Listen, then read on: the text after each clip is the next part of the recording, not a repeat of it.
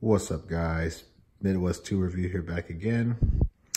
I was binge watching some YouTube today. It is rainy and cold here in the Midwest, and I stumbled upon one of my favorite YouTubers who goes by the name Bearded CB82.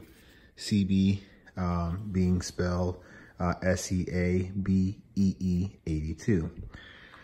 Also known as Brandon, and he was doing a great series where he covers tools for I think it's for the mechanics starting out, and it kind of inspired me. I got to be honest with you guys. It inspired me because I respect what he does, and I respect his line of work and his reviews, and his channel is just a really honest review, and he's not a tool snob or anything like that. He's just a regular guy who has a professional career, and he likes to share what he knows with everyone else. Take it or leave it. And I thought, and he's ex-armed forces as well. So, but yeah, he inspired me to take a look at my own box. And I thought that I would do this real quick video, try to keep it under six or 7 minutes here, to cover tools that I think is good for a DIY mechanic or a DIY, person at home. So real quick, let's get into it. I'm just gonna cover the tools that I think you should have and what's worth it and what's not. Now, if you've watched my videos, you know I've got a ton of tools, ton of sockets, and we're not going to go into detail.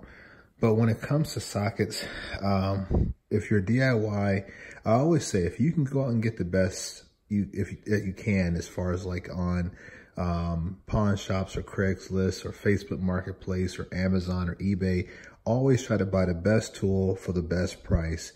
Especially things that if you're going to buy, let's say Snap-on or Mac, if you do decide to invest in those, but buying used tools, you do get that ability to warranty them out. And I've done several videos that talks about the process for warranting SK or Snap-on or Matco, whatever the case may be, their warranty process. But otherwise, if you don't, your traditional gear wrench is one of the very best that you can buy for your mid or upper mid level range.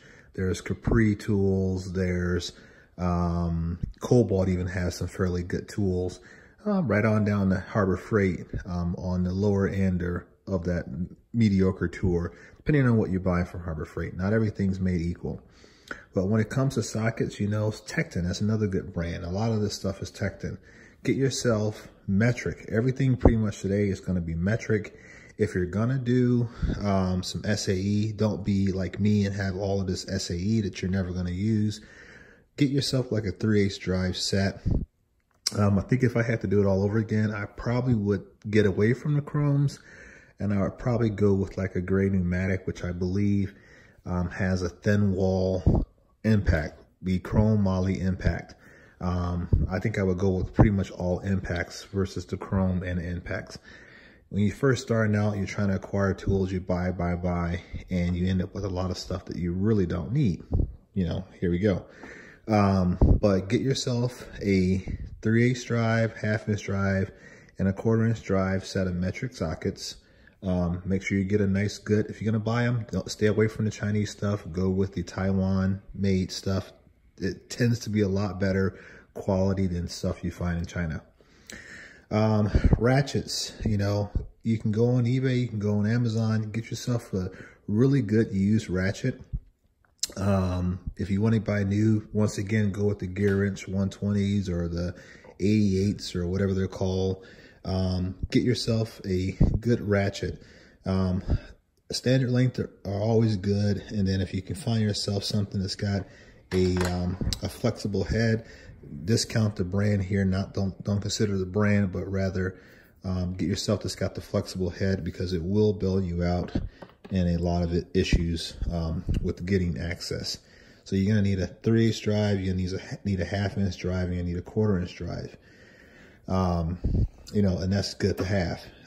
If you can get yourself a set of Wobblies, that's great. I have a couple sets of wobblies, but if you can't find that, get yourself an extension that'll give you some flexibility, like this Matco here. Most sockets today, like your gear wrench, they always come with a wobbly with that socket set, so that kind of helps you out and you don't have to go out and procure an entire set. Manufacturers today, they come out with the longs, they come out with the shorts, they come out with the mid lengths, and they come out with wobblies for pretty much all of them. I mean, you got the short wobblies, you got the tall wobblies, you got the mid length wobblies. You don't need all of that. You just need to hit yourself an extension that offers that articulation to help you out. So ratchets, 3/8 drive, 1/2 inch drive, 1/4 inch drive. You need to get those. Breaker bar, get yourself a Harbor Freight breaker bar. Real Tool Reviews did a review of the Harbor Freight breaker bar. It fared out just as good as anything else if not better. So a Harbor Freight breaker bar, everybody recommends that. I don't think anybody on YouTube would talk against the Harbor Freight breaker bar. It just performs really well for the money. Screwdrivers, let me see here, make sure we covered everything in here. I don't think there's anything else. Oh, extensions, get yourself a set of good extensions here. If you can afford to get yourself, you know, like the gear wrench, or if you're gonna go with the mid-level brand instead of like a Snap-on or whatever, get yourself, I would recommend the gear wrench. They do have the, well, these here don't, but they do offer the kind that do have the Wobble Plus, where you can have a articulation feature as well as a fix feature. Those are really good. So get yourself a 1/4 inch drive extension set, 1/2 and a 3/8. And probably you don't need the 1/4 inch drive extension. You probably could do very well with the 3/8 and 1/2 inch long extension sets, and that'll be good to go. As far as pliers, get yourself a set of pliers. I recommend just going with your standard channel lock. Channel locks are fairly good. You know the channel lock color. You can pick those up for a dime a dozen. You can get them at Walmart. You can get them at Myers. You can pretty much get them anywhere. Any traditional hardware store will have channel locks. And they're lifetime warranty, and they're American made. Get you some of those. Easy to do, very simple. Tekton also makes a pretty good set, and I think also gear wrench as well. And get yourself some side cutters. Same thing, it can be in any of those same brands. It doesn't have to be your Knipex or your Snap-on or whatever like that. You can just get yourself some regular American made pliers and side cutters. Okay. When it comes to screwdrivers, screwdriver is pretty much a screwdriver. As long as there's good strength in the metal and a good ergonomic grip, that's pretty much it. You don't have to have the Snap-ons. You don't have to have the Max. You don't have to have any of the higher brands. You just need a set. Once again, don't be like me. I'm a different breed, but you know, like these regular grips, screwdrivers here are really nice, and they were fairly cheap. Get yourself a nice full set of screwdrivers so that you have all of that. Once again, if you can buy Snap-on and you can find it for cheap on Craigslist or at a garage sale or a pawn shop, pick them up, because they're lifetime guaranteed, and they typically are better than your lower tier brands.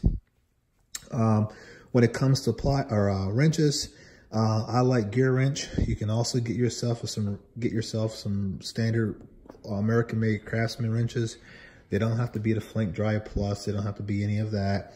Your regular gear wrench wrenches are really good. And I would say if you're going to get anything, go ahead and grab your ratcheting kind.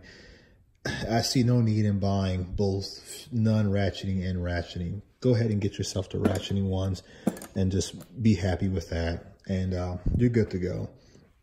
Stubbies, if you can find them for cheap, grab a set. Otherwise, it's not 100% imperative that you have them.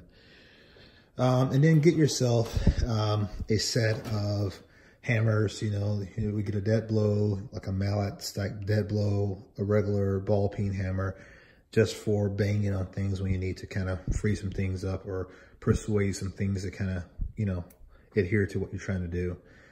Do that. So you've got your sockets, you got your ratchets, your breaker bars, your screwdrivers, your pliers, your sights, cutters, your hammers.